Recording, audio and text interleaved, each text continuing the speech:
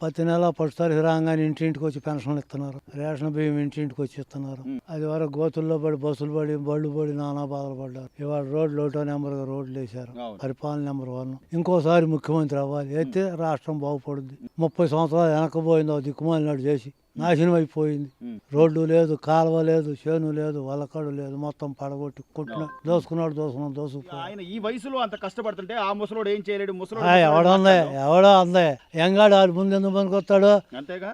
అంటే పార్టీ 7కి వెళ్ళి అప్పుడు జరగబోయేది టైటిలే చెప్తా ఉంటే, ప్రెసిడెంట్ పవర్ పాయింట్ ప్రెసిడెంట్ చెప్తా ఉంటే ఎవడో తెలుసండి. జగన్మోహన్ రెడ్డి గారు అట్లా పవర్ పాయింట్ ప్రెసిడెంట్ ఆడికేం తెలుసు, చెప్పడం అసలు అతనికేం తెలుసు చెప్పడానికి. అదండి ఏ కాలేజీకి వెళ్ళాడని ఏం చదివాడని చెప్తాడు. మరి ఇంకా నేనే వస్తా, ఇంకా 4 ఏళ్ళు కళ్ళు మూసుకోండి సరే అట్టే చెప్తారు. ఓడిపోయిన వాళ్ళు ఏం చెప్తారు.